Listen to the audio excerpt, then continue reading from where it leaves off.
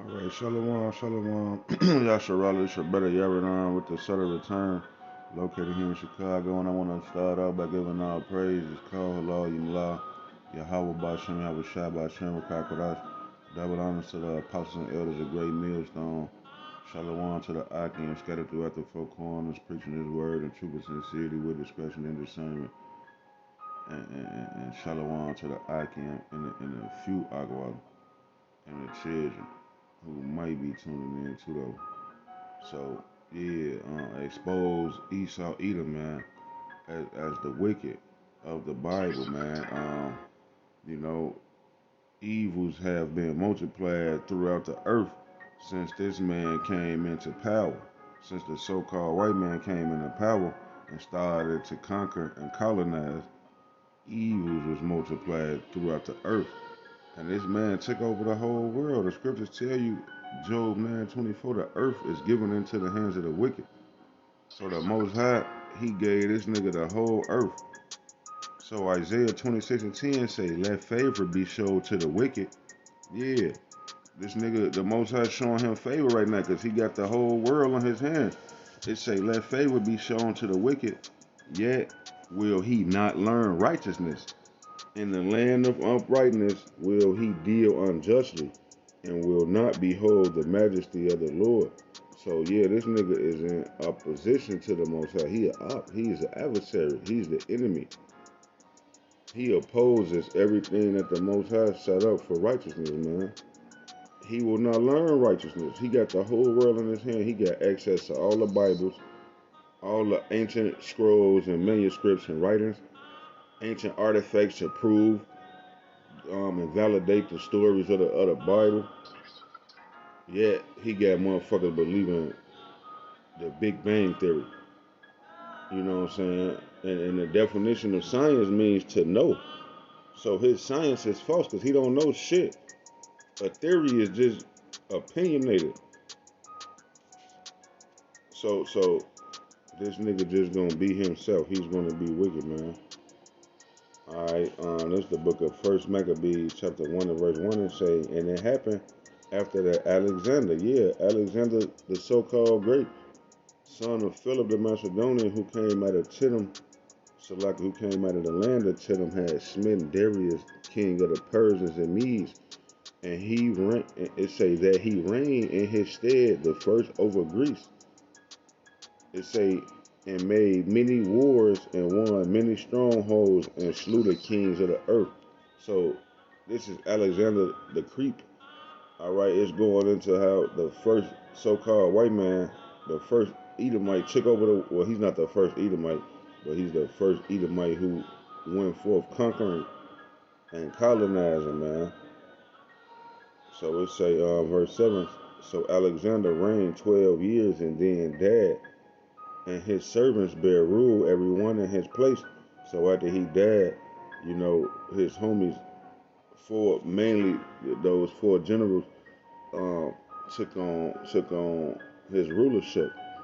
So it's saying after his death, they all put crowns upon themselves. So did their sons many years after them, and evils were multiplied in the earth. So when these fucking devils came into power and started to take over the eastern hemisphere of the planet Earth, all right, evils were multiplied in the earth. Okay, because these niggas are the wicked, man.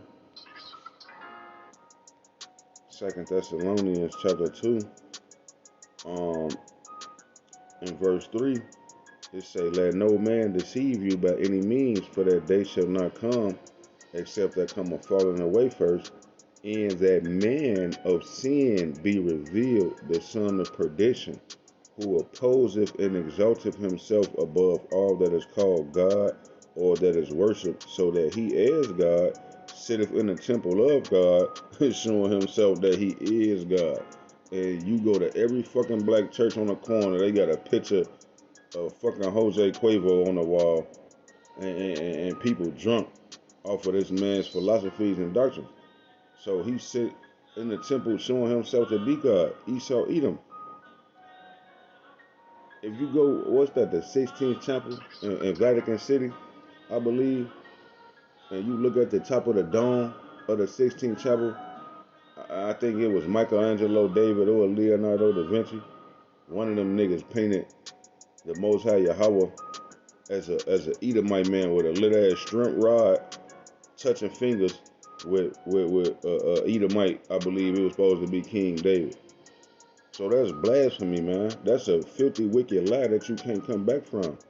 You painted the Most High's image as an Edomite, which is a curse. Because on this planet, everybody was melanated.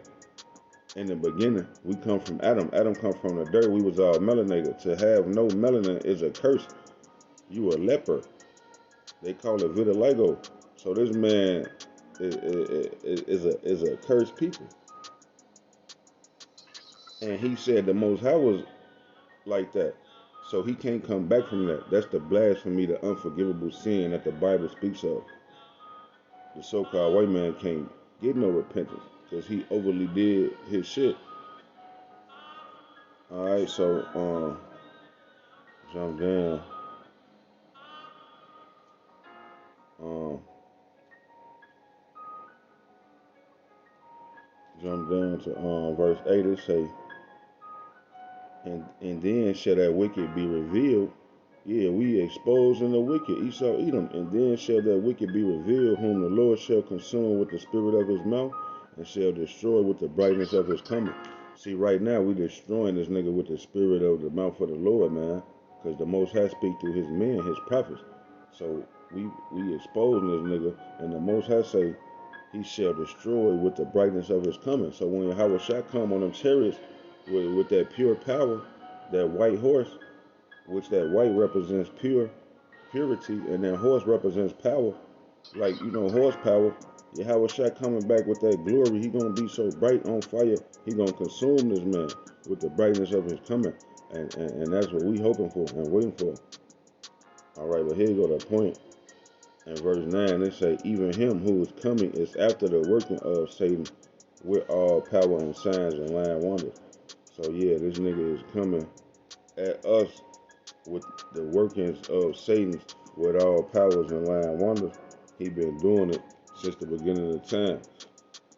This is Numbers 24 and 20. It say,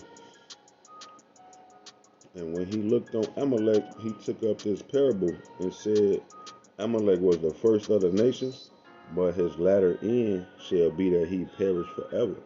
So yeah, he was the first nation to get down on us. You know what I'm saying? To cause a battle, a war with the Israelites.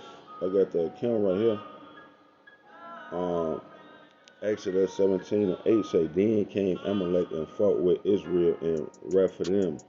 And Moses said unto Joshua, choose us out men and go out, fight with Amalek. Tomorrow I will stand on the top of the mountain with the rod of God in my hand. All right, so let me jump down. 13, verse 13, saying, Joshua discomforted Amalek with the sword and his people with the Salaki. It's saying Joshua discomforted Amalek and his people with the edge of the sword. And the Lord Yahweh said unto Moses, write this for a memorial in a book. Yeah, we gonna write this in a book. We ain't gonna never forget the bullshit these niggas did. It say, and rehearse it in the ears of Joshua, for I will utterly put out the remembrance of Amalek from under heaven. So yeah, these people gonna be completely cut off and wiped out. It say, and Moses built an altar and called the name of it Jehovah Nisi, for he said, because the Lord Yahweh have sworn that the Lord Yahweh will have war with Amalek from generation to generation. You see, and this war, it's spiritual now. It's a spiritual war now, because we not finna take up arms and fight against this man, and we know that the earth was given into the hands of the wicked, and his blessing is the sword. This nigga got fucking nukes, nuclear missiles. So it's a spiritual war now, and that's what you see going on. Why they got the Amalekites got niggas like Kanye West and Kyrie Irving on now. You know what I'm saying, to demonize the prophets, the true prophets.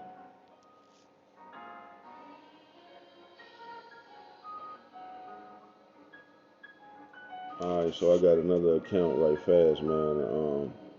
First Samuel chapter 22. I'm gonna just get the point. Um,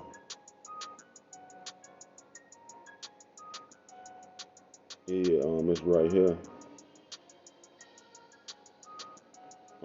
What's this? First Samuel. Yeah, First Samuel 22:16 say, and the king said, Thou shalt surely die, Ahimelech, thou and all thy father's house, because Ahimelech, had gave King David, you know, what he give him? I think it was the sword of Goliath and so things like that. The priest of the Lord, Ahimelech, gave the sword to King David because King David was trying to, well, they thought he was trying to kill King Saul. But this nigga Doeg the Edomite was right there, looking and listening at the conversation. He was eavesdropping when the priest was giving the things to David. So he went back and told Saul. Yeah, you could read about it. Just read up right here in this same chapter. But verse 16 say, and the king said, Thou shalt surely die, Ahimelech, thou and all thy father's house. And the king said unto the footmen that stood about him, Turn and slay the priest of the Lord Yahweh, because their hand also is with David, and because they knew when he fled and did not show it to me, but the servants of the king would not put forth their hand to fall upon the priest of the Lord Yahweh. And the king said to Doeg, Turn thou and fall upon the priest. And Doeg the Edomite turned and fell upon the priest and slew on that day 75 persons, and did wear a linen ephod. Salakia, that did wear a linen ephod. So this nigga Doeg the Edomite, he never fucking cared. Esau Edom, he never cared, man. The servants of the king, which was Israelite, they wouldn't put their hands on the priest of the Lord, Ahimelech. But Doeg the Edomite never cared. He killed 85 people that wore the linen ephod, which was the priest of the Lord. So he just never cared. He just went on and just smote the man of the Lord, man. All right.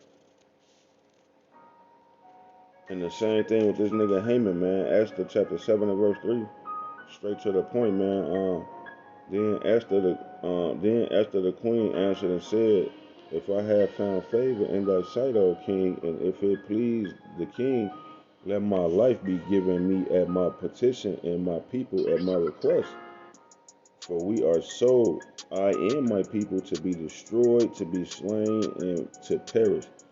But if we had been sold for bondmen and bondwomen, I had held my tongue, although the enemy could not countervail the king's damage.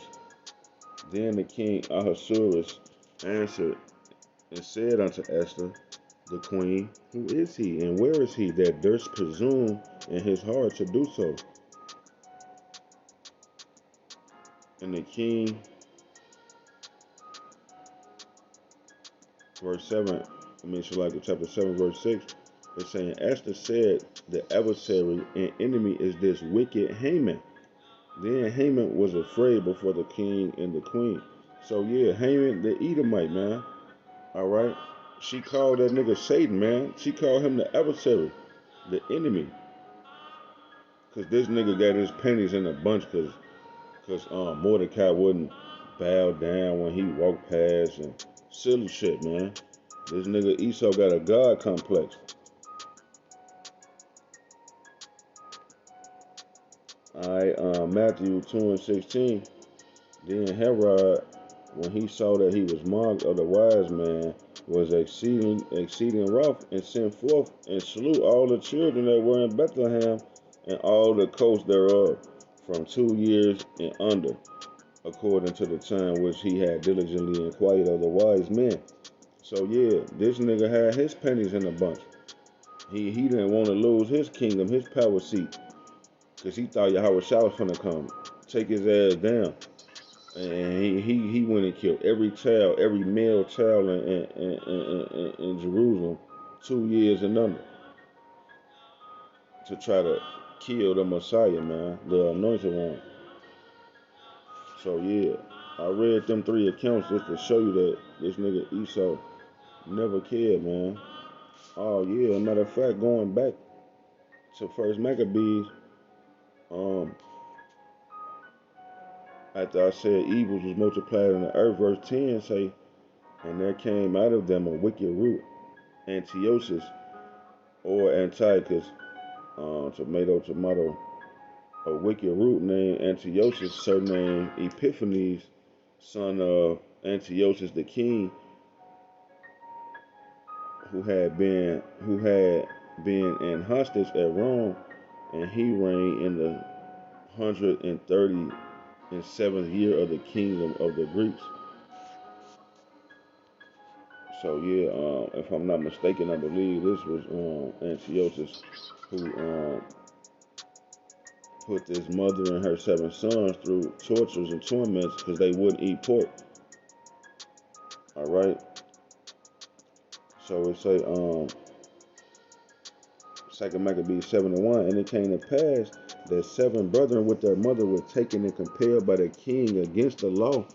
Yeah, the law of the Most High. The king wanted them to go against the law to taste swine's flesh, and were tormented with scourges and whips.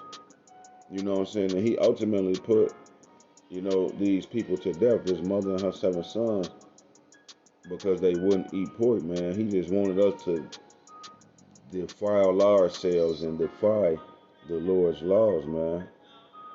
To submit to him and his laws.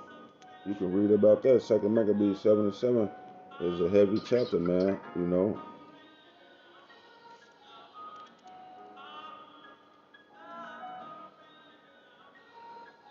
Yeah, this Ecclesiastica say right, chapter 12, verse 17 say, if adversity come upon thee, yeah, anything come upon you, man. It could be your boss at the job tweaking with you. It could be your badass demon kids. Could be out of order. It could be that fucking demon that you call a woman of yours. All right, coming up against you in the household out of order. It say, if adversity come upon thee, thou shalt find him there first. Yeah, because the earth is given into the hands of the wicked. And he running the show. So the people that's on the earth, they gonna follow after him because he got all the money and the clout.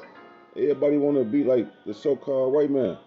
You got filthy ass doodle cake Africans bleaching their skin. You got women over here in America putting on blonde wigs because everybody want to follow after this man because he's in control of the world. Well, he's not in control, but the earth is given into his hand. The Most High Yahweh is in control. But it say, if adversity come upon thee, thou shalt find him there first. And though he pretend to help thee, yet shall he undermine thee. So he can put on a show and on the front like he's for the people, Peter, Greenpeace, Black Lives Matter. This nigga is against you, man, and he want to bring you down. All right, and it's been that way since the beginning, and it's gonna be that way until we take his ass out of power, man, through the spirit and power of Yahweh Shemam Shah. So, Lord willing, this was edifying unto the hopeful, and until the next time, I'm gonna be his Shalom.